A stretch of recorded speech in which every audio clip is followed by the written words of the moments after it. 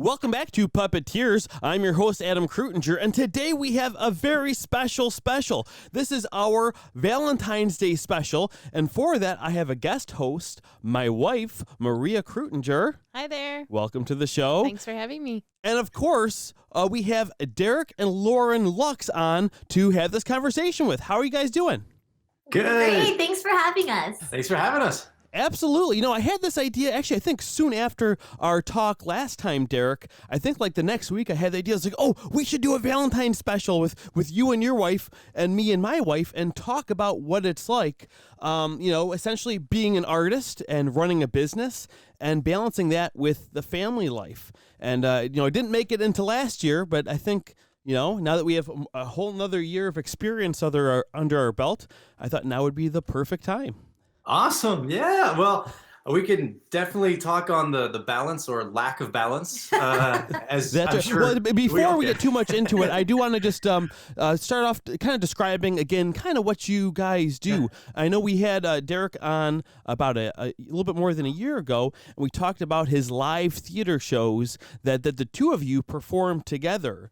It's a two-person show where I think, if I'm describing this correctly, Derek performs all of the puppets, and then Lauren, you play multiple human characters, and I think you also, Derek, peek into some human characters once in a while too.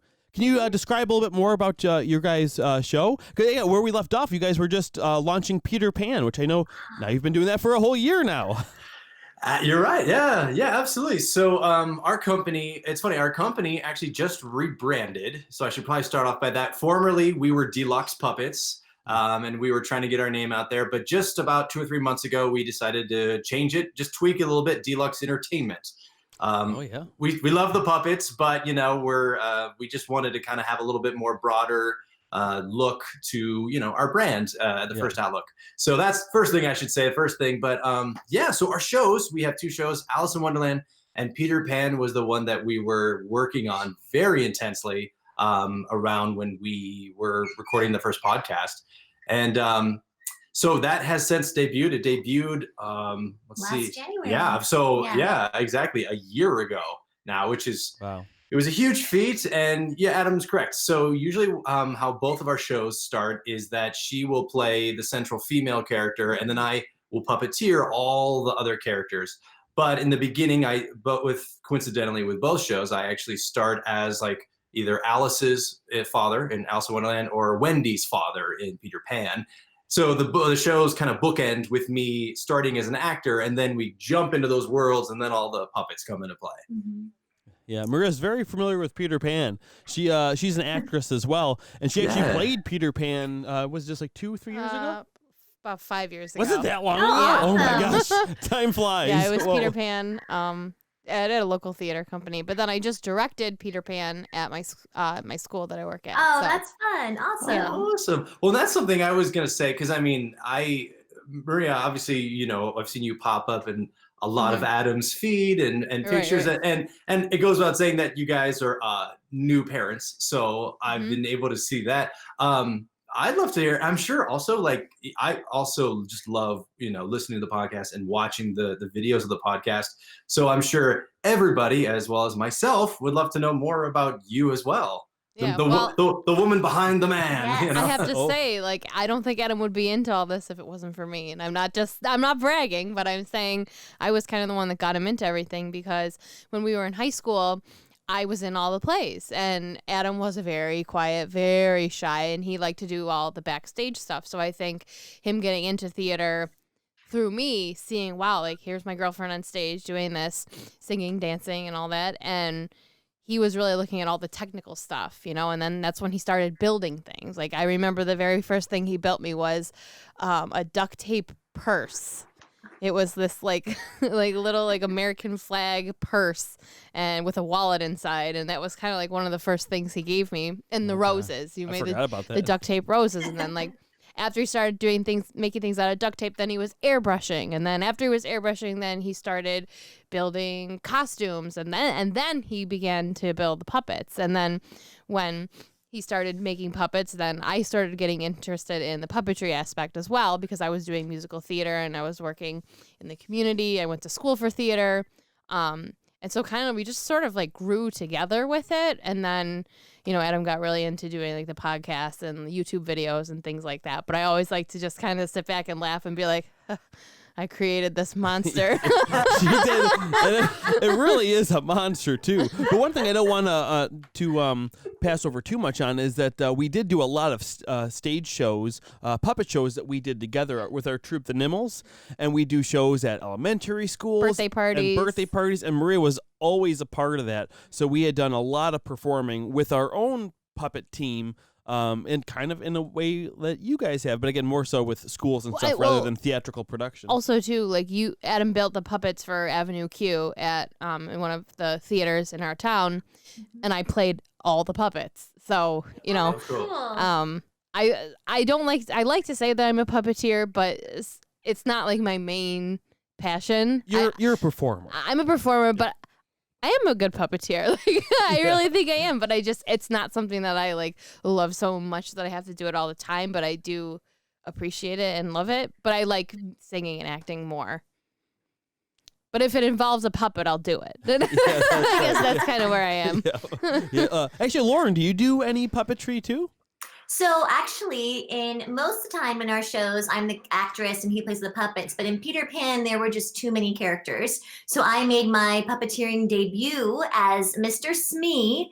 And it's not easy, I gotta tell you. He tried really hard, and I'm still a work in progress. But I have a lot of fun playing that part, and I did a lot of voiceover work, so I get to do some kind of different voices and sing in a different voice. So that's fun for me. But man, I have mad respect for puppeteers because it is not an easy skill set and talent. So I'd like to keep practicing and do more of it. I'm really open to it, but I'm not quite up to the Derek level yet. I'm working on it. I feel like it's a lot harder than people think it is. Yes, people think it's just like open and close. There's so many nuances and like where the eye, mind blowing how many things you're thinking about. And in when I played Mr. Smee, I'm actually like in this boat, so I'm not seen, and I have no idea what I'm seeing or what I'm doing. So I just hope for the best. But so far, so good. It's been going well. Well, no, I should say she did an awesome job. I mean, she had an amazing teacher. No, I'm kidding. I showed her what I've learned over the years, I don't know everything about it at all by any means, but I showed her stuff, and we had, the thing about the puppet is our puppets are really large for the stage shows because they're in big theaters. We want them to play well. So Mr. Smee goes all the way down. It actually, when she puts it on, it goes all the way to the base of her shoulder. And and she's in the character of Wendy and had like a full wig. We had like a custom wig made and this giant bow. And we just, there was no way of getting her head below Smee enough. So she actually had to lie down sideways, kind of on like a platform with these mats. So that way her arm was completely, up above and her head was, cut out of it. So she's lying horizontal. But when we did that in rehearsal, we would just do it in front of like rehearsal mirrors. So that way you could just, see for a long time. Yeah. But then we put her behind this set piece, which was basically kind of doubled as like this, kind of like bar and doubled as this like ship. So then at that point, then you were like, well, working blind, but you did a great job. I'm intrigued by it. I want to do more of it, but definitely my heart and passion lies in the singing and acting, performing aspects for sure. That's right. Is that how you two met, through doing theater performance? Yeah. We met performing at a benefit show, and we actually got paired to sing a duet together. And the duet was even about getting married. What was it? I Can Hear the Bells from Hairspray. Hairspray. Yeah, so I sang we did it Hairspray together too. We did, yeah, we did. Cool. Right on. We did. I was Courtney Collins, and I was Velma Von That's Tussle. right. Oh my gosh. Love it. Adam, I see you as corny. I do. Oh jeez. Honestly, I think looking back, He's got a great announcer voice. That's Yeah, why yeah, it's exactly. Oh, thank perfect. you. Yes. You gotta dig out the clip of that sometime. Oh gosh, no. I'd love to redo it though, because looking back, it's I think it's what it's like with so many performances, especially when you're younger. You look back, it's like, oh my gosh, to look back and reflect on it, like you wish you had that hindsight back then, like so many things I would have done differently. Oh, right? Like after life experiences, you'd play parts so differently than you did back then. We always say the same thing. Like, I wish I could play that part now that I understand more, right? Yes, yeah. Definitely. And sometimes when you're in it, it's hard to understand it. You know, you just, it's not until you, that's why I always recommend with puppetry or whether it's acting, to record yourself if you can, even at rehearsals, because you learn so much by just watching it back. And people are always like, oh, like you like watching yourself? I was like, actually, I kind of do, because I'm not watching it to be like, oh, look at how great I did. I'm always looking at it going like, okay, what could I have done better? Or I really like how I did this, or I could incorporate this in the next show that I'm in, or, oh, that was a funny character. So it's not, I don't think it's vain. I think it's something like a tool to help you. It is. It's enjoyable to, like, to go back and watch, like, oh my gosh, Adam, look at you, Corny Collins. Oh, brother. You really work on that singing. Man. That's right. I think that is awesome. I think at the end of this podcast, you need to just put a little clip in there if you can. Yeah, If you I have. think, I don't know. definitely. We'll Yes. see. We will see. I am the one editing, though, so. I think I'd like to see that. So Me too, I'll me just too. throw it there. Oh man, but there's so many performances. I know what you mean. Where you look back, there's so many things I look back and I wish I not did differently, just didn't do. Just didn't do it all. I was like, why did I think I was worthy of that or capable of that? Like, you know, it's just. I'm always like, why did the director cast me as that? Like, it's like I don't even fit that character. Like, sometimes I wonder. Yeah, I think there's something to be said to knowing yourself well enough to know what roles you should even go for. Because that's one thing I see a lot of people say is like, oh, I'd really love to play this character. I was like, really? I mean, and again, not to say that people can't necessarily play anything, but then again, I mean, as far as the tone of someone's voice, and there's so many reasons that make someone really fit a certain role for many reasons. Well, like even when I was out of high school, like I was really set on like, okay, I really want to play the ingenue, and then I was auditioning and I was getting so frustrated because I wasn't getting cast. I was getting cast as like these side characters. They're always funny and like the character actors. And I'm like, why does this keep happening? And then I realized I'm like, well, I'm a character actor. That's why. I'm small. I'm funny. I'm spunky. And then I was like, oh, so once you figure out like what your type is, then you can go and say like, okay, well then I really want to try out for this and this. And then you don't get as discouraged when you're not getting these big lead roles of something that's not even you. You know, and I was always like so hung up on like, I'm like, oh gosh, if they could just give me a chance to see that I can be serious. And then I was like, but why? I don't even want to do it anyway. There's something to say to hone in on what you're doing, because that's where I think that you guys are doing really well. You know, you guys are doing creating these puppet shows in a way that I've never really seen before, and it's so uniquely you. And how did this first come up as an idea, and especially as an idea for you two to work on together? Do you want to take that one? You should take that one. I'm trying to remember exactly. I know we had. Okay, well, I'll take. Oh, no, yeah. just kidding. Well, I'm just kidding. Here's what's gonna happen. I'm gonna say something, and then he'll go back and say everything I missed. No. That's what Let normally me correct happens. her. This is how. I do this because I'm sure all couples who are creative know this. Well, I know we had just had our boys. We have twin boys who are now 6 years old, and they're playing over another room, so you may hear things now and then. And our dog's at our feet chewing a bone, so hopefully she won't like all kinds of stuff happening around us below camera. But yeah, we had our boys and we were living in Los Angeles, and I was teaching elementary school. I taught total about 10 years, but that time I was teaching and we were kind of figuring out our life. Like we kind of didn't know quite what to do next, and ended up having these really good conversations about kind of all of our strengths and how we kind of, my background in education. I have also a huge passion for social emotional learning, which is a big part of our shows, putting those messages in. So kind of taking my background with education, SEL and theater, and then his background with the theater and all the puppetry and puppet building, and we kind of like came together and we're like, let's put this all together and use all of our strengths and create something unique for us. And it was just really inspired. And and that was, did you say it was, well, we found ourselves, we had moved back to the San Francisco area. And then we started talking in LA though, right? Then we came back. You're right. Actually, we had the idea shortly after someone suggested, you guys with your skill set should do like a theater company, do something for families. There's a market for that. And I guess that kind of planted the seed. And then probably that was shortly after the boys were born. So like fast forward probably like a year later, we found ourselves in San Francisco, and I had joined up in a big show I was a part of as an actor again. So I kind of was like, okay, so I'll put the puppetry on hold. I'm doing that, looks like, again, a little bit more now. She was teaching again, new school. And then when the dust settled, then it was like, okay, well, I had this shop full of tools and supplies and all this whole second kind of career I'd created. And it was like, so is this just like an elaborate hobby now? What do I do with this other thing? And she had performed as a professional actress up until like her mid-20s. And then that's where she really felt like her passion at that time was leading towards education. So we both found ourselves like, she really wanted to get back to the acting and I really wanted to get back to the puppets. And yet we were doing these other careers and, we're raising our like infants, and like, as you guys know, you gotta, we know. you're, you guys are. We're 5 months in. We know. I was gonna say, Okay, I was gonna ask how. Yeah. By the way, let me just pause and say Fred is adorable. She's so darn cute. Thank So you. cute. Thank So cute. I love We like her. my grandmother was named Winifred.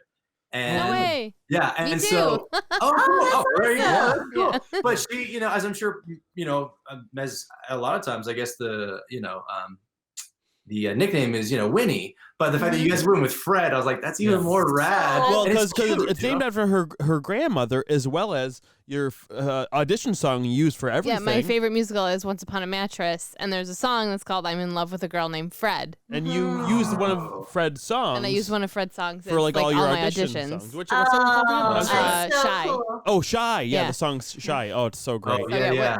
But everyone was shocked when they're like, "Oh, baby Winnie." Is it? No, baby Fred. Baby Fred. Yeah. Yeah. I love it. But it I love totally fits her. It that's totally fits her. And Yeah. if she wants to change it when she's older, she can. But she's such a Fred to me. Well, what I just want to point out too. So, what grade did you teach when you were a teacher? So I taught 5th grade, I taught TK, and then 2nd grade. So I kind of ran the gamut, but elementary, and I loved it. I learned so much, I grew so much, and like I said, I really found in addition to the academic side of it, I really found a huge passion towards learning about mindfulness, all that in the classroom, and like I said, a lot of just teaching kids how to be more positive with a lot of SEL, and that became something I got really into in that classroom phase. And so when we got together with this, it was really important for me to have our shows have some type of a message that kids and parents can walk away with and feel a little bit inspired. So it just worked out really well, just combining all of our different specific skill sets together to create this. It just was really organic and it kind of meant to be, I think.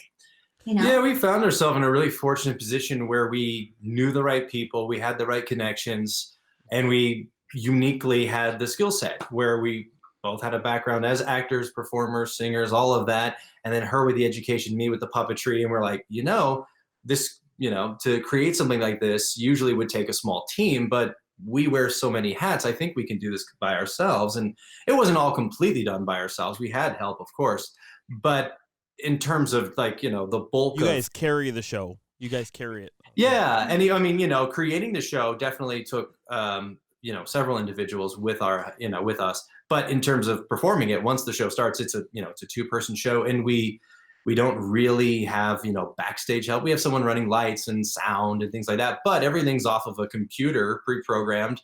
I do all the quick puppet changes. She does it. I mean, it's like, it's one of those, like, it's just really almost a 2-man band with some support, Yeah.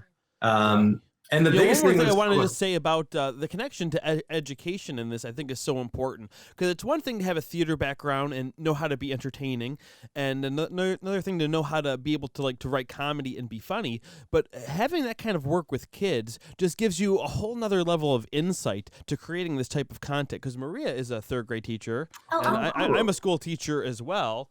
And did you incorporate theater? Because I know Maria incorporates theater stuff into your class too, right? Yeah, well, I mean, I think the thing is like I got inspired to become a teacher because I was doing theater, and I was doing this touring show where I would tour in the classroom, and I would do this science experiment, and I played a bunch of characters, and then I did a Q&A at the end, and we went to grades, I think like kindergarten all the way to 5th.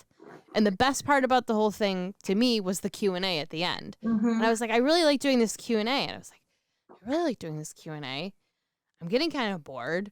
I was like, I think I should become a teacher, and then I went back to school and I use all the things I learned from theater in my classroom, and I still do. So and even now, like going back to school and really not being able to do any theater because I have a baby, I still feel like I can do theater in the classroom. Like, I don't feel like I'm missing out on anything because I can use all those little tricks and do those characters while I'm teaching math or science or social studies. So I just feel like it's all connected. And when you showed me on your Absolutely. phone yesterday that you had the kids doing a little play, Mhm. learning some of their history, social studies stuff. So that's Right. really Well, way to I mean, we incorporate could have read from the textbook, or I could have cast everybody as a part and did a theater read. You know, Love what are they that. going to What are they going to remember more? They're going to remember the theater read. For It's more sure. effective.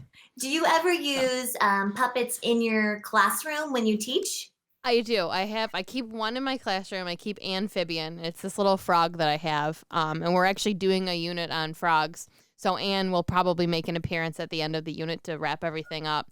Awesome. But I might use puppets to like introduce a new unit or I don't know, maybe teach something. And I like to use Classdojo with my students, which is like they do a lot of the mindfulness on it. So I do have a lot of characters in my classroom that help build community, and they talk about mindfulness, and students take care of the characters, and it's really just a part of our classroom, which is kind of fun. I Yeah. know we talked about Classdojo too with you last time, Derek. Did anything ever happen with that? You were going to talk about building puppets for them or creating puppet content for them, educational content? Yeah, at the time we were doing it, I had been working with them on and off for about a year. What it was is they were trying to pilot something, but they hadn't premiered it yet. And I think what they were doing is doing a lot of just focus groups to see how kids were responding, because a lot of the content they put out was all animated. And they were trying something a little different, and they realized it's faster and more cost effective to use a puppet than all those hours of animation. So I got pulled in and started working with them, and then they had. I mean, honestly, at first they were just kind of using a store-bought puppet, and then Was it Mojo? No, it wasn't Mojo. It was Mojo, Oh. and I don't know if they're going to go back to it, so I probably shouldn't say his name. Oh, but it was Mojo okay. had a mentor basically Okay. that he was finding, that was being taught all these things. So it was the mentor character that I was puppeteering, and then they had me construct a version of it, and then we shot a lot. We shot hours and hours of stuff, and they just kept going back and forth. But I think Classdojo was at this juncture where they were, I don't know. I don't know if it's a subscription based now, but they were wanting to get to that point. I don't think they were like 2 years ago or something. So they're kind of this juncture where they're like, okay, we want to do this, and we've been testing, and it's testing well, but we have to kind of shelve it for just a little bit and go down this direction. So it's not. I don't know if it's officially been like greenlit that they're doing it, but they still want to do it, and it's not been shut down or anything. But yeah, I mean, I put in a lot of hours doing stuff, and I reached back to them a few months ago before we moved, just to kind of say like, hey, what are you guys thinking? And that's when I learned, kind of the status of things. So yeah, so that's why I'm like, I probably shouldn't say anything as to what it is, but it was a really cool concept, and kind of just totally parallel with kind of like what we're infusing into shows. So it was a lot of SEL stuff that was really awesome. That's nice. So I hope it does, because I love doing those kinds of projects, especially educational. And when we were in San Francisco, I worked with them and like one or two other educational companies doing stuff, and I like it because it's like I said, it's kind of like what we're already, at least the message of what we're doing is kind of the same. Oh, our dog's trying to break out of our office. That's okay. Sorry. She's like, what are you doing? She's old. She's not going to get far. Yeah, we're good. But one thing a lot of this has got me thinking about is, that you, especially Lauren, you had a teaching position, which is a nice, very secure position to be in. And you're not a teacher anymore, correct? Correct. I'm full time with DLUX Entertainment now. Yes, great. I know. That's amazing. But I mean, what kind of conversation was it at first when you're like, hey, the two of you, when you're deciding about, letting go of this very secure position to just focus on this business and really taking a chance, because you don't know, or did you have it for a while at first? Did you do both for a little bit? Did or what was both that for a like? while. We had a lot of overlap. We had a few years of our life where I was teaching during the day and he was doing a show at night, and we were passing ships, and we just knew this can't be our forever. We need to change something. And so while we were doing that lifestyle, he started building the puppets for Alice. We were working on the show, and then he left his show. And then I think I taught maybe another year or so. And then we're at a place where we had enough bookings, we had enough touring. And let me tell you, some days we really miss the security because, it's just nice to know that you're all set. But we kind of both have a personality that we're kind of in for an adventure. And we're like, let's just do this. Let's just go for it and we'll figure it out as it comes. And having kind of both similar personalities like that really helps because we're both kind of have the same, like, let's just do it. We'll figure it out. We'll make it work attitude. And so far, so good. Yeah. What about your family though? Were they like, what are you guys doing? You're crazy. Maybe behind our backs, but not I to our wonder. faces, which is probably Oh, good. that's nice of them. Well, it's so funny, yeah, I mean, it's one of those things that it's so funny where, we're both fortunate. Both our families have always, been so supportive of supportive. I mean, like out of high school, I was very clear. I was like, I want to be a performer. I want to go to Broadway. I wanted to, and it's, shifted over the years, but at that time I was all in and they never once said to me like, nope, get a real job. No, they were always That's like, great. they were like, awesome. Just make sure you're trained and you feel prepared to do that. And it's changed like 100 times since then what I wanted to do. So I've had that from my family, her family as well. Yeah. The only stakes that are different, as opposed to when we were younger is that we have children. So it's like, okay, now obviously it's higher stakes when you have other mouths to feed as well. Mm-hmm. Again, we worked really hard. We did the moonlighting thing for a long time where, I was changing diapers during the day. I would then, like when she would come home, if I had an hour or two, I'd then go build the puppets for the show that was premiering, like a year later. And then I would go perform and do 1 or 2 shows at night in my show. And, it was exhausting, but I think we had kind of talked about this on the podcast I was on, is just sometimes to get from point A to point B, you got to just, I hate to use these words like, hustle and grind. They kind of have a negative connotation, but if you really want to get to a whole nother kind of place, you gotta do the work, and it's only for a finite amount of time. Like I said, we were in this lifestyle that we both had secure jobs. The schedule was complete opposite. We were, secure. There wasn't any sort of stress in terms of how are we going to make ends meet, but it was the most miserable we'd probably ever been if we were being honest with ourselves about not being fulfilled and not spending time together. And that wasn't for a finite time. That wasn't it's just 2 years of this. It'd be like, no, this is our lives. Yeah, if we could have just stayed in that. And I think both of us just kind of kept kind of reflecting, like, what could we do? How can we change this? And then when our company came up, it was like, let's just try this. And then it worked. And then we just kind of grew from there. So it definitely wasn't an instantaneous decision, and we put a lot of thought into it. But I'm so grateful that we can do this now, and we're together almost all the time now.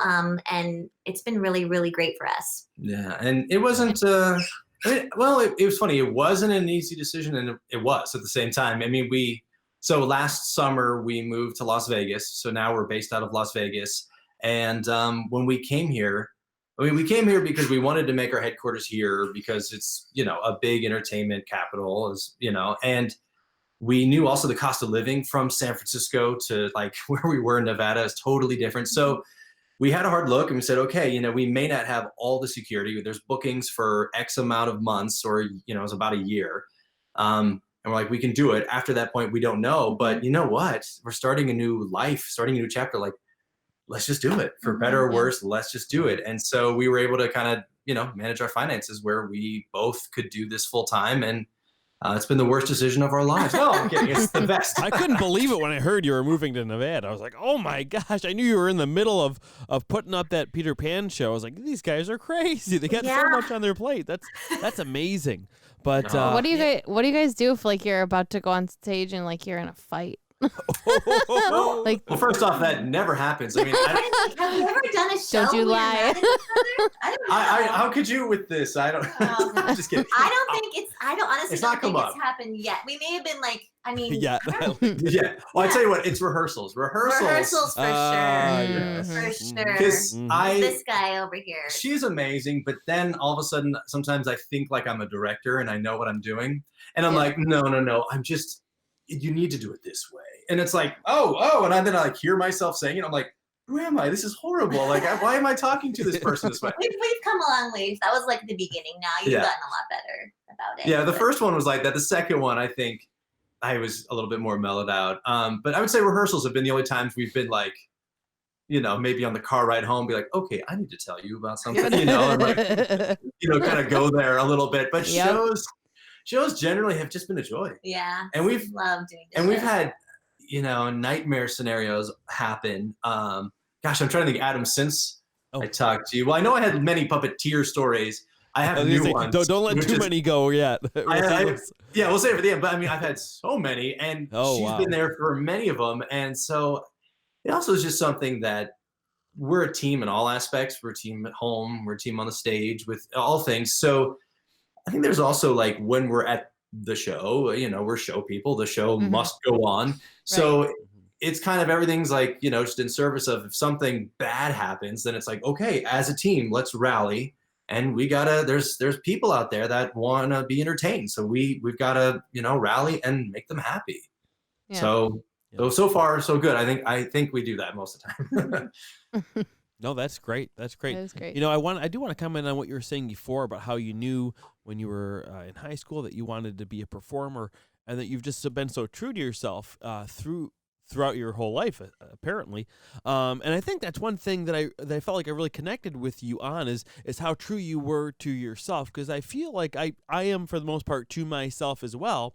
And it just shows how these different paths work different for different people. So in the way that you guys like loved the idea of being able to let go of those other careers to focus on your art, like for me, again, I'm not saying one is better than the other, but for me, like if I let go of my teaching career to focus on the art, like to me, then the art would feel too much like a job and feel like I have to do it, which is not the way that I personally like to create art or my philosophy on art. And that's kind of like how I felt once we kind of stopped doing our Nimmels shows. I mean, we didn't stop, but I mean, slowed down.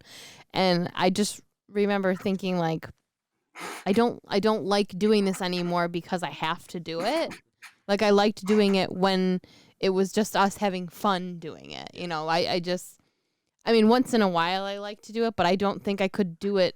I don't think I could do it every day. You want to do it because you want to do it, not because you have to. Then it becomes a chore. But I remember like you telling me like in 9th grade when you were like, I know I want to be a teacher. No matter what happens, like I'm going to be an art teacher. So it was basically like, this is where I'm headed. You know, you're not marrying a doctor. You did. I'm going to, and I was like, okay, well, you knew where you're getting yourself into. that's fine. Well, that's awesome. And yeah, I mean, I wanted to comment on one thing there where, Adam, I totally can appreciate. So like for about 1 year of our lives, I made a go full time as a puppet builder for hire, for commission, you know. Oh, that was boy. That was the hardest and probably most Grueling, right? Yeah, it was terrible. It was grueling. And she knows. So the funny thing is, yeah, she met me as an actor. I did puppetry when I was like in junior high and really loved it. Then in high school, got into theater and kind of shelved it. Then when we were married in LA, it like came back again. But at that time in LA, I was only fascinated with the building, like the part of my brain that used to love like taking things apart as a kid and seeing how they moved and worked. That was the part that wanted to build puppets because I just found it so fascinating, like from an engineering standpoint. So that was kind of how I first got into it. And it was like, you want to talk passion. Like I almost didn't care about acting anymore. All I like would think about was like, oh, I haven't gotten my hands on this L200 type of foam yet. I hope one day I can build a puppet with that, you know, and that was in the beginning. And it was just totally my hobby. And then, you know, fast forward a couple years, once I was proficient and then made a go at it, the love and the passion was gone because it was a job and I had to do it. And it was the worst work I'd ever done. I felt terrible because I just, you know, I don't even know. It was just like universally something like every, you know, bad thing would happen to the puppet and I would just feel terrible. And it took away the joy. And I realized that's not how I want puppet building to be a part of my life, you know. And then when I built all the puppets for us, for our stage company, they were just for standards that I upheld. I was the only one that was going to be operating them. I was the only one that was going to be approving or wanting changes or anything. And I was like, oh, I took it all away. And I was really proud of those puppets. And I think I learned a lot when I built that whole set. So the joy was back. Yeah, The yeah. joy It was, and the passion was yeah. back, And for sure. it was gone for a couple of years probably before that. And it's still the same. Every so often, someone here and there maybe wants me to do something. And if it's for like the right thing, or I feel like it's a relationship I want for somebody else in entertainment or something, I'll consider it. But it's still that same thing where I'm like, oh, I really don't want to build this for this person because I just don't like doing that anymore. It's funny how, you can lead a life of creativity, but there's all these nuances within it, of where like your happy place is, and I mean, like I said, Adam, you love puppets, but if you did it full time and you had to make, you had to pay the bills every month on that joy may be gone. Yeah. Oh yeah, it'd be long gone. Yeah, exactly. Absolutely. And I wanted to ask you guys, so when you guys had your boys, did you have to stop doing puppetry for a little bit, or how did you handle that? I know you both had to work and things like that, but how did you feel like you needed to take a step back, or did you keep doing puppetry? I did for like the first 6 months of their lives. I had just come off this really big job, so we had some savings, and it was actually really great because I could live on some of that for the first like 2 or 3 months. Take kind of like that leave in a sense and just be there. We lived on credit cards instead for that 6 months. We've had other phases of that too. So Savings would have been a better idea. But sorry, go on. No, it's all good. But then, it was, and they're about 6 months old. That's when we felt things kind of shift. And that is around the time we relocated back to the San Francisco area.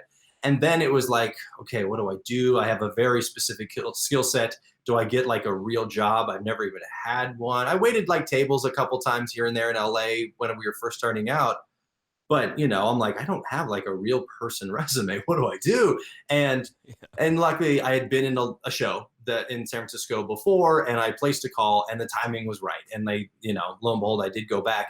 But at that point it was just as like a, singer dancer kind of thing. So I just kind of wanted to catch my breath for a while. We just put the puppets aside. So, all told, it was like almost a year where I just probably didn't do much with the puppets. Yeah. And I mean, I know you said 5 months in, right? And in the beginning, it's kind of all encompassing, like your whole world is about that. And so for us, it's pretty much just like learning to be parents. And but we didn't have a lot of creative outlets this first year. It was kind of just like getting through and trying to learn and grow and keep everyone alive, all those important things. Twins, too. It was 2 of them. Yeah, it was nonstop. We reflect now, we're like, wow, that was really intense, because we have such a different balance now where we can be creative and we can have this balance. But in the beginning, it's not like that. It's for us, it was like we had to be very zeroed in on them and learning how to be parents and learning how to kind of make this whole new lifestyle for us, being parents. So definitely comes in waves. Now that they're 6, we have such a different lifestyle with them. They are so in love with puppets and what we do. It's so fun to share this with them. So now they almost like they inspire us and they're like our best audience. So it's awesome. But in the beginning, it's just hard to kind of have your head in both places.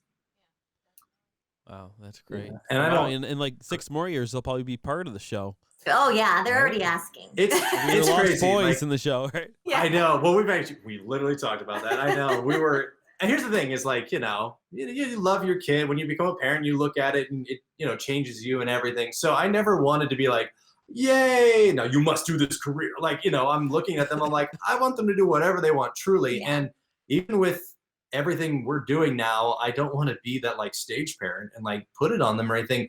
But just, we're always singing throughout the house. I'm always picking something up and doing puppet stuff. They've just seen that and they absolutely are nuts about stuff. I mean, without going into all of it, really, one of them is really gravitating towards puppets and is obsessed with the Muppets, like even more than I ever was. Yes. And the other one is, loves that too. And there's crossover, but the other one is like, dresses up in a costume every day, is like acting out scenes, and is like has singing, and like I turn my head, I'm like, did you really just sing that? Like, oh, it's it's nuts. And so I'm just like, here's daddy's retirement, you know. There you go. That's great. Well, I'll tell you why. I can tell because they see you doing it and they see that you love it. You know, Yeah. it's not like maybe just to make up an example, someone else's a parent who maybe has a job and they don't like going to work, and then the kid probably sees that and sees that their parents are miserable and be like, well, I definitely don't want to do that. Them seeing how much fun you're having, the creating, it's just got to be inspiring to them. We hope so. That's our goal. Yeah. For sure. And I mean, we hope we're doing that. But I would say, you know, if I was to, I don't know, really kind of break it down, I would hope that most children get to see that, and not, you know, not just from us, but from any parent, that they see their parent doing things that brings them joy in their life. And I believe that when you are, you know, living on purpose or doing what truly makes you happy, that, you know, has the trickle down effect to like everybody in your life, and everybody wins when you're doing that. I think. And it makes you a better parent. I Yeah, mean, even the so. couple of months that I wasn't home or I wasn't working and I was home, I was like so miserable because I was, you know, I had this really important job, but I was missing out on, you know, what my students were doing. And so as soon as I went back to school, I came home and I was so happy to come home and see what Fred was doing and play with her. And I feel like I'm much more focused as a parent now because I know that I have this job. I have 2 jobs to do now. Right. And her seeing me happy, I feel like is a lot more rewarding than, you know, me staying home with her all day. And to all the stay-at-home moms, I think it's like the toughest job in the world. I give them a lot of credit, but just to have her see, you know, and her to grow up and see like, wow, like my mom has this really cool job and she likes it. I want to have a cool job and like it, you know? So. Exactly. I think so. Yeah. I mean, you said it all. You said I was like, no, I agree. Like, yes, with every single point. But you said it better than I could try to comment on right now. Yeah. So I won't. That's great. Well, now that the boys are older, how does it interfere much with your work-family balance? And I'm going to put out a couple ideas for that. First of all, I know you guys travel a lot. How does that affect it? Do you usually bring them with you guys? So in the past we have parents, like I mentioned before, so supportive. Both of our parents, since all growing up in theater and with our company, could not be more cheerleaders for us. So a lot of the times they'll take care of the boys if we're going somewhere. But they're at a phase now where we really want them to come with us more. I want them to be able to travel and see new places, and they're good now. They come with us, and they have little chairs backstage. They sit. Sometimes they'll color or something, but they basically just sit backstage. They know to be quiet. They've been raised in the theater, so they understand it. So we're kind of hoping now that they're older that we can even have them be a part of more. But when they were younger, we could not have done any of this without our parents helping us with them. That would have been a total deal breaker. Yeah, for sure. And we're at this point now where we're, you know, talking about the future of stuff. I mean, we have, you know, big goals about doing more here in Las Vegas, but we still will tour for a while. And as we do, it's like, okay, yeah. I mean, they're at this point where we really were thinking like, okay, it was kind of every other gig we would see about maybe they could work into it. But I think now this point where we're like, we might just be this traveling family and I don't know if we're going to like, you know, yank them out of school to do that because our touring's intermittent, you know, we have weeks in between these engagements, but it just makes sense. We did one in fall where it was only like 2 performances in one day, where it was just the perfect little one to kind of break the ice. And they were backstage and they were like angels. So surprised. And I remember I had to cross around the backstage, and then I think I was doing like a fast change or something. I had to like put on a shoe, and I was only a few feet away from one of my sons, and I was tying my shoe, and he goes, "Hi, Dad." Just really quick. And in the wings, he kind of knew to keep it low and everything. And I just remember thinking to myself, oh, this just made the show better. Yeah. It was so cool. And I was like, amazing. Okay, I think I dig this. It's going to work, you know? Wow. Yeah, That's great. it's fun having them there. They really do make everything in our whole life better. But even like our shows and stuff, having them there does make it better, you know. So we're hoping to do more of it, and we'll kind of find that balance as they get older in terms of how we do it all. But yeah, we like being as a family as much as we can. Yeah. How about you guys right now? Like how is it with both of you guys back at work and with a 5-month-old baby? How is that for you guys? It's a lot of work. It is. It's Like, you're Sure is. nonstop. Yeah, and like by 7:30, like after a full day of everything and just like putting her to bed and then knowing we're gonna be up all night, Yep. Yeah. it's hard because you're just trying to figure it out. You know, like the very first couple of months, you're like, how did they let us take this home? You know, like you're like, it doesn't come with a manual, like, but. And then you're like, oh, you know, here's this roommate, and she's not leaving, you know. So, you know, does she like everything we have for her here? You know, so it was kind of just like really getting used to having another roommate. Yeah. Yes. Yeah. But You know, and already, you know, in the right away, I started to make her part of what I was doing. I know I've got a handful of videos out there where she was, you know, on a little baby Bjorn on my chest while I was working and stuff. and you know I was upstairs sleeping. That's right, exactly. Good Exactly, deal. you were. You know, that has slowed down a little bit now because she's starting to get a little more restless and she's teething, so she'll cry a little bit more. So I can't quite do that like I used to, but I'm sure that'll come back. And like you said, if she's interested as she gets older, it'll be so easy for her to be a part of it in some way, whether it's building puppets or making anything, making her a dress or a little outfit or something, or if she has any interest in performing. But of course, at that age, it'd be more modeled as play, which is something that all kids do anyway. They use toys, dolls, and action figures and give them personalities. And I'm just going to label that as what it is, puppetry. And I feel like too, like when right before we had her, a lot of people were trying to, you know, give us advice as everyone does, and they were always like, well, you know, just wait because your whole life is going to change and you're not going to be able to do this, that, and the other. And I really started to get down about it. And then once we had her, I was like, no, we can really do everything with her. We can Yes. still do everything we want to do, Yeah. but with her. And a diaper bag. And a diaper bag. Yes. And like seeing her see things for the first time is so cool. Just her noticing things, or Even this young. It Yeah. might sound strange, people don't know, but it's like, hey, they're but even exploring like the world. the first, like one of the very first nights we brought her home, I remember she was like, I was sitting in the rocking chair holding her, and she was like looking up at this painting in her room, and she just was so immersed, like looking at this painting, and it was like, wow.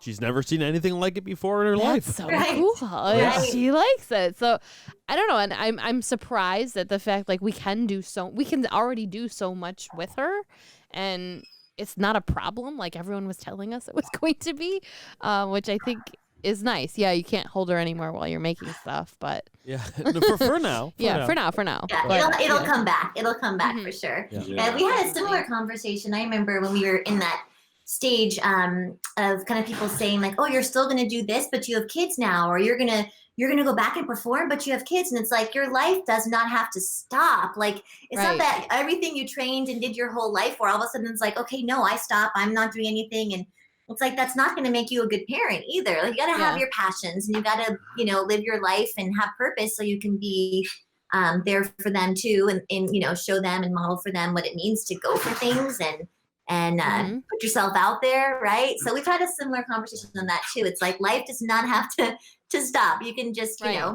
And gel as a family and figure things out.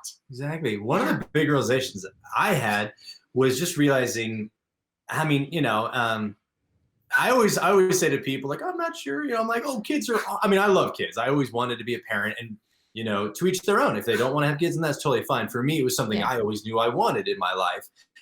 But once I had kids, I realized how true it was, how it really did change me. And not just in, priorities or, things like that, but how kind of like how, tough it made me. And it stretched me, and I know it stretched you like farther than we ever thought we could go with, lack of sleep or this, level of discomfort in lives and blah, blah. And, Mhm. but then that is it actually made me accomplish all of my goals better had I not had it. I mean, I had more Yeah. free time before, but not really the motivation. I have maybe less time and less energy, but I have a stronger purpose because Yeah. my kids, I've got to make it happen because, a lot of this now is for income. So I've got to do this. And, I remember kind of explaining this to a guy I performed with who's about 20 years older than me, who had a kid and was like in college, and he'd like heard it all before. He's like, yep. He's like, if you want something done, give it to a busy person. Yep, it's true. And I never heard that before, and I was like, oh, that makes so much sense. And it's true. I look back when we were like at Los Angeles, and I wasn't really acting much, and I had like a money job, but I didn't work more than probably like 10 hours a week. I look back and I'm like, what did I do? I had so much time and I didn't do anything, Right. Now I'm like, but that's life. That's very funny. So I'm so much more organized now. yeah. And I want to clean everything. I was never like this before. And I'm like, I got to get this done. I got to get this done. And then I get it all done. And I'm like, how did I do that? And I've only slept for 2 hours. Yeah. And it just changes you. And so for any listeners too that are probably like, hey, I don't want kids and I'm going to be able to get it done. That's, I'm not saying this happens, but it's one of those for people who do want to have children and are worried, I've got to give up all my aspirations or hobbies. And no. You still get it. Right. Like you said, you just, you do it with a diaper bag now. Well, yeah. And Right. just like we said earlier, that's going to be more inspiration to your kids as well, to make them do what they want to do when they get older. Because what more could you want for your kids? Yeah, Right? exactly. For them to follow their dreams like that. Yeah. I just want them surrounded by barge cement fumes and get all messed up. No. And, Right. Don't get me started on the barge we cement. got a funny story, because we're here to also talk about being a spouse or partner of someone in puppets. Ooh, we got a good juicy story. Oh yeah, go for it. Let's So, hear it. Lay it on Well, me. I'll start with the first half and I'll let her do the second half. Is that okay? All right. Look at I get red just thinking about it. Go ahead. in LA, I was just getting into puppet building. So we had a 1-bedroom apartment and not a lot of space. And so I did it on the kitchen table, and I'm talking, I had everything laid out. Well, I just started experimenting with contact cement and stuff. And like many people in the very beginning, I had barge cement inside the house, windows closed, no respirator, just all up in it, and for anybody who's listening who may not know, it's very toxic fumes. Don't do that. Do not do that. That's, a kind of thing that I was like, oh, no big deal. And I don't think I'm as sensitive to, aromas or things like that. So I was just doing it. But then now it's like, the more you use that glue, the less sensitive you'll be to it. Yeah. Yeah. Well, you burn all the senses out of your nose.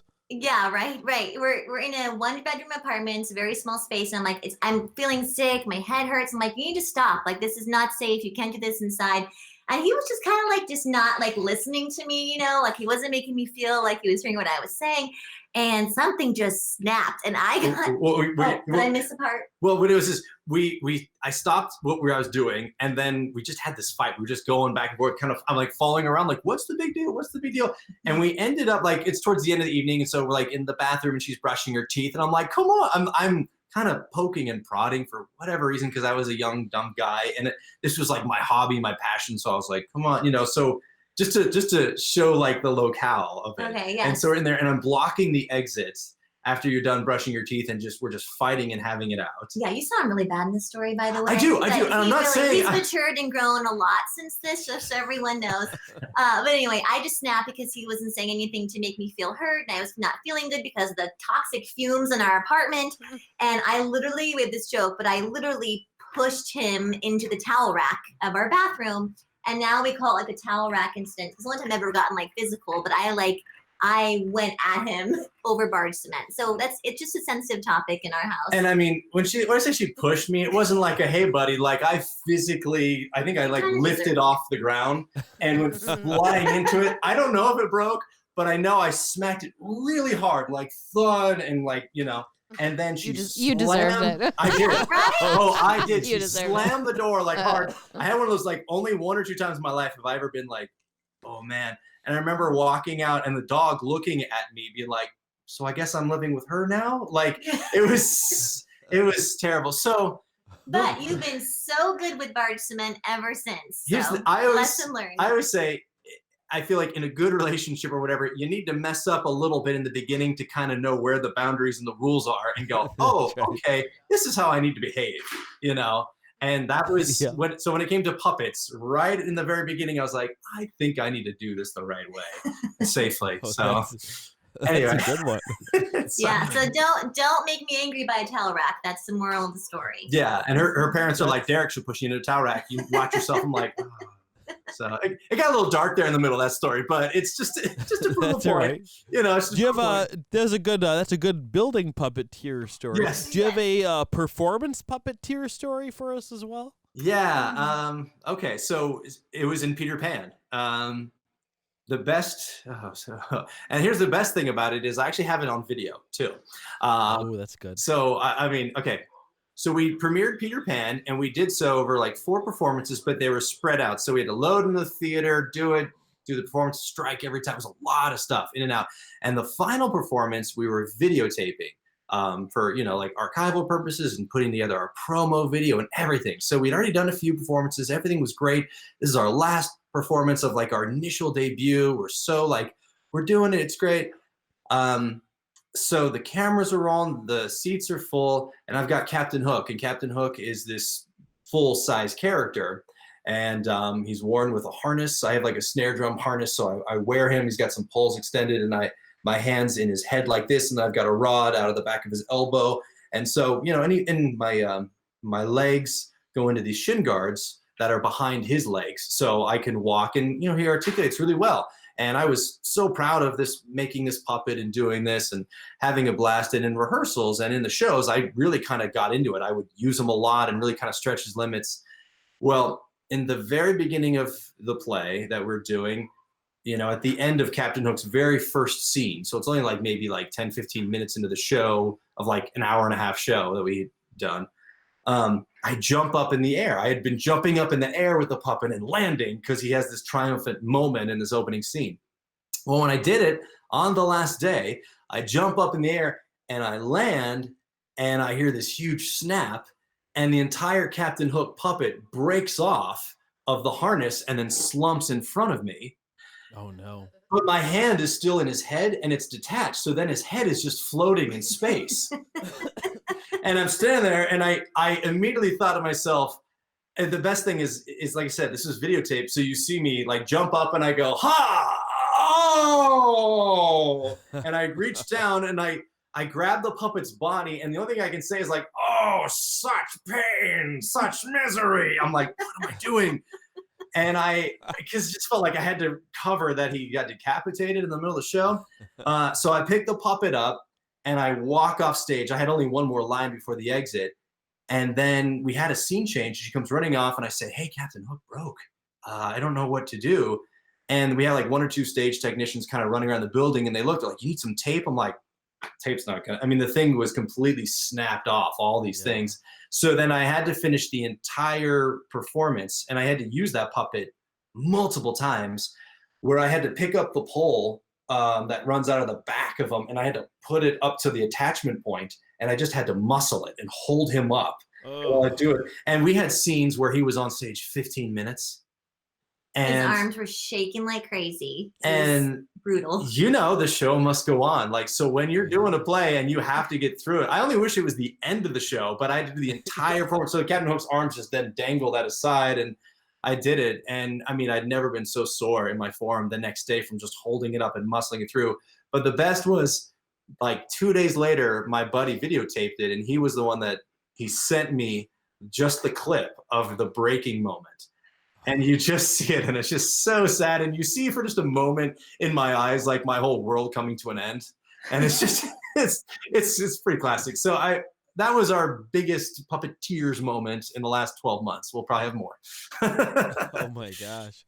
Wow. No, yeah, that's, oh my gosh, I can't even imagine. And we got the promo video out and we were able to cut around it, but it was a bummer because I did all sorts of puppeteering and movement. And instead he just was this lifeless, like his arms would just dangle and he just, you know, a lot of the performance was lost. And some people kind of were like, I don't think this is supposed to be happening. And I mean, but you know, we pulled it off and we had a lot of good footage to use from other stuff. But, you know, again, the show must go on and like, you just roll with it and it's never a big deal. You know, you just figure it out. That's great. Wow. All right, I've got another question for Maria now, which this is a scary question. Oh, no. Do you have any puppeteers stories too? Of you? Oh gosh, I guess it can be, but that's frightening to think about. No, I've been trying to think about it. Oh, well, we could talk about how when like us writing the littlest snow monster. Oh yeah, That's kind of a puppeteers moment. I guess so. I mean, well, so we decided that we were going to do this show one winter, and Adam was going to build all the puppets for it, and we were going to direct it and, cast it ourselves and then do all the performances. And I remember, we kept saying, like, we have this deadline, we have to get it in by, I think it was like Black Friday. It was like Black Friday, we have to like pitch the idea, have it all written, write all the music, all by Black Friday. So we're like, oh, we'll get to it. We got busy. I was in a show. Adam was working. And then it was Thanksgiving night. And, like, we had Thanksgiving. And, like, we still had nothing. And then, so I remember, like, our friend Zach came over and, Adam was there. And, like, we literally, like, burned the midnight oil. And we, like, wrote the whole show in a night. And I remember I was, like, I wrote all the music, and I was like screaming at Adam. Yeah. I was like, I don't want to do this anymore. And then we finally like wrote the whole thing, and it ended up being great. But like, oh yeah, it took us that kind of a push to that get kind there. of pressure. Yeah. Well, here's the thing, because my a guy that I work with at the theater said, "Oh, we'd love for you guys to do a show," and then we're like, "Oh, sure." We said, "Put us in. We'll do a show. We'll call it We'll come up with something. The little yeah. snow monster. Yeah. Put that on the calendar." Because I knew if I just said, if we had to write the whole show and then book it, it would never happen. But if we booked a day, we have to do it. Gotta come up with a show. Yes. We gotta come up with a show. You gotta book that day. You gotta book that day. Otherwise, it'll go on for years. That's exactly. If I remember correctly, I think I wrote all of, if not most of Act 1, and then you wrote a lot of, if not all of Act 2. And Zach was there for like a lot of inspiration and character ideas and funny, quirky moments. I wrote all the songs. Yes. And then we put them 2 tracks because I don't play any instruments or anything. So like we had to fit the lyrics to the tracks that were already created. So that was really hard. Oh gosh. That was really hard. And then Cameron wrote all the narrations too, just to plug him in there too. Oh yeah. Cam. Yeah. Oh my gosh. Yeah, that was definitely a stressful time. Because also during all that time, I'm building all these puppets for it too. Because in the same way that you're building all of your puppets for all your shows, like it was just me. And then we were having rehearsal at our house, so we were like pulling back the couches and like creating the space and doing rehearsals. So there was a lot of bickering. Yes. There was a lot of fighting. There's always a lot of bickering. And then I do have another puppeteers. Uh-oh. Oh, please. But it's a quick one. It's a quick one. We had to do a school show where Adam does this magician puppet, and it's Felix, and Felix has an extra hand. So usually our friend Zach, he was Binky Bunny, so he's the bunny, and then Adam's Felix, and then I'm Adam's other hand. And so we don't always get along. And we bicker. We bicker. So that morning, right before the show, was a school show. There was gonna be a ton of kids, and Adam woke up and he was like, "Oh, Maria," he's like, I don't feel good." And I was like, "Hey, you really don't look good." Like, I was like, "Maybe you should like take something." And they're like, "Oh, no, I'll be fine. And I just remember, like, we got to the show, and I saw him, like, putting the puppet, like, setting everything up, and he was, like, sweating and, like, coughing.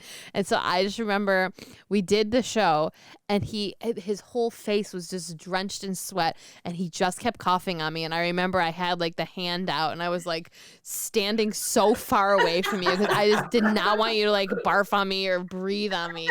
And then you ended up doing the show, and I think like after that you went home and like went to bed, but I was like, shouldn't have done that show. I was excited. It was like so disgusting. Like, is it not feeling well? Broken Captain Hook. The show must go on. Yes, that's the thing. And and the other thing too is like having, like I said, having been married and having been having children and everything.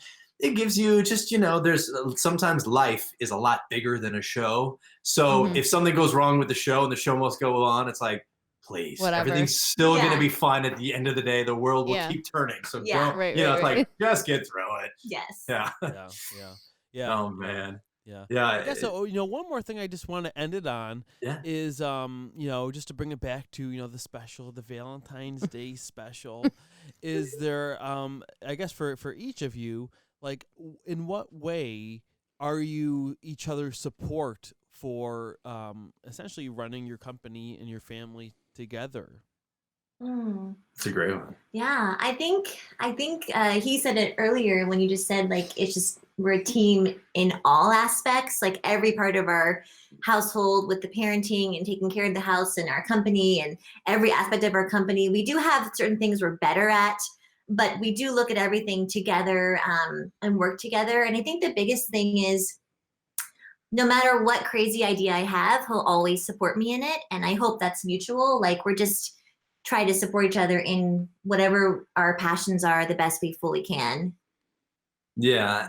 Yeah, absolutely. I mean, her crazy ideas are never that crazy. They're actually pretty good. They're I mean, like maybe they're risky or crazy. My ideas usually are like the crazy bad ones that she's like, no, we don't want to do that. I'm like, oh, But okay. it's a really good idea. And that's not to say that she's not supportive. She's supportive because she knows I'll waste my time on a horrible idea. So she saves me, Well, there's always, I always say, great, partnership.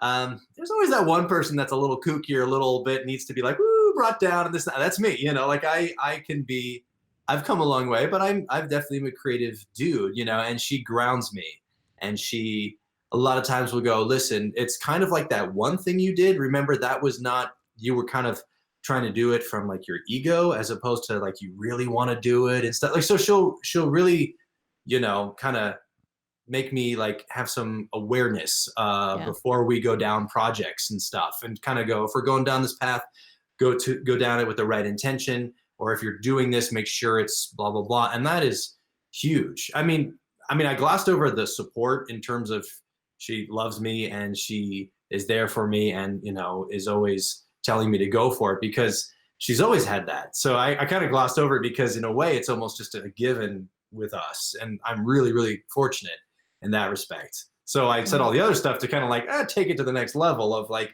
the ways like on a day-to-day basis that she's like, kind of always guiding me on where, I need to go within all this stuff. That's nice. Thanks, baby. Well, you pushed me into a towel rack years ago, so I'm still making up for it.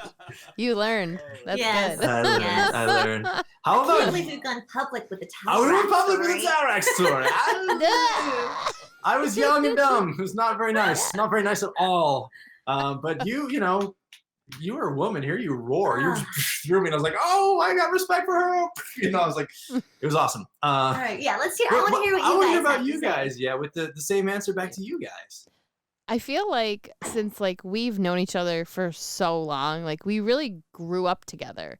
We have always been together since really we were 14 years old. So I think like a lot of the time, like I have to think like where we came from and where we are now. And sometimes I will admit like I do get frustrated a lot because sometimes attention is pulled in lots of different directions. And I always like when we can always come back and like talk about something, even if it's just like a car ride home and we're discussing something. And then it makes me like, it's humbling because I can go back and be like, okay, this is like where we started and like let's go back to that, Maria and Adam. I feel like since we have grown up so much, it's nice to just sit back and like, I don't know, laugh about something silly but we're always constantly like discussing things. And sometimes I get frustrated because Adam will want to like really discuss something in depth when it's like, okay, we can just talk about this for 5 minutes and it can be over. It doesn't need to be like this great Adam debate. Like I feel like sometimes like we do that, but then Adam's very like level-headed and he can kind of like calm me down from any situation. So I feel like we just work really well together and, it's not perfect, but it works. Yeah, no, I think part of what makes us work well together is that we are very much the yin and the yang, so much of what we do is so compatible and so much of it is opposite, but it's opposite in a way that does work well together. And I think that's what's helped a lot with it. You know, I mean, And, I'm glad. and I have to say though, like we are very competitive when it comes to making TikToks. Oh yeah. Well, no, That's awesome. you are very competitive. I'm winning. Oh, snap. That's right. Yeah. No. No, but the last thing I was just gonna say about that was that is we are the kind of that yin and the yang to it, and I'm very grateful that we have been able to share so much of this performing background together, even though parts of it is so separate, and I'm assuming that maybe it's similar for you. Whereas even though we do some performance stuff together, at the end of the day, for me personally, like there are just hundreds of hours where it's me building for the show. You know, we do a lot of the performance stuff together, but that part is just me. And I'm grateful that I have a partner that kind of allows me to do that as well, so that we can do those. And other things. I think the best example of our relationship. So if someone was like, describe Maria and Adam, like the biggest thing I could say is Adam made my wedding dress without consulting me, but I told him, you have to make me a wedding dress and it has to be a surprise. And then he said, well, what do you like? And I said, well, you know exactly what I like. And he made it, and it was exactly what I liked. I didn't even have. It was like I didn't even have to think about it. That's amazing. And you made it, and it was absolutely. It was what I wanted, but I never could have thought that that's what I wanted. So I feel like that kind of describes like who we are. You get each other. That's Yeah. That's that awesome. is. Yeah, I don't think you knew that. No, I love that story. And I saw. I mean, even like Adam didn't like George Takei like share that video. Oh gosh, Yeah. he does. He did share it, and the one thing I didn't realize was going to happen over the last 2 years is he's reshared it like 4 or 5 times, and like every time he shares it, I feel like, not that he sees me share it, but I'm like, anytime someone like even says something nice about my puppets or about they like my videos, I like to share that because I think it's a way of showing appreciation. And so even when he shares it, I reshare it. I feel like everyone's probably getting really annoyed Probably with like, it. It's like, keep oh it my going, gosh, this these video guys. again. Well, there's like that bro code, like, all right, dude, we get it. You're a better dude than I am. Yeah. Okay. Oh, It's like, jeez, there's that whole thing. Yeah. Yeah. But no, That's is beautiful. I see why it keeps getting shared. Cause I mean, honestly, that's awesome. It was Yeah. really cool. You did that. Thank you. And yeah, man, props to you. And Maria, you found yourself a good one. That's awesome, dude. That's awesome. I loved everything you said about the yin and the yang. And I think it's that same, well, we were in our early 20s, but we've been together for, a long time now too, where kind of the same thing. We've grown up and shifted together, and lucky enough that we always kind of shifted in the same direction, because sometimes couples don't. But that was really cool. So a lot of similarities from what you guys just said to us. And I think, I don't know. It's just the secret of it is that sometimes the opposites attract, and that's kind of the good partnership. And that, as Rocky said, we love the Rocky movies. Yeah. Okay. So much so, actually, we This got is our dog, the one you've been hearing. lift her up higher. You guys- This is Rocky. Hi, So- Rocky. So this Rocky is a miniature dachshund. He's She so cute. is, she's been Oh, yiping and she. kind of been a pain in the neck the whole time, So but I we love have her her. on my lap right now. That's why I'm moving around, like trying to Ours keep her are still. we have 4 and they're banging at the door right now. Ah, so, that's yeah. awesome. Perfect. Okay. Well, We're gonna get some love in a couple minutes. Yeah. oh yeah, exactly. And then everybody's like, yeah. But one of the things I love is we love the Rocky movies, and it's just a cool underdog story. So I just always love them. I remember Rocky was like, like, why do you like that girl Adrian so much? And he was like, yo, we fill each other's gaps. We both have gaps, and we fill them. Like it's the only way he could describe it. Yeah. And in a very simple way, I was like, that's beautiful, and that's Yeah. what it's It all is, about. yeah. I think. Is that how you proposed? I was like, it would have worked. Just so you know. I'm like, yeah, I don't know. That's not. I could do a better Rocky voice than that, but that's apparently what I'm doing That's right pretty now. good. I don't know. But yeah, no. That would have been a better That's proposal. great. I'm not as good as Adam in all this, so that's the problem.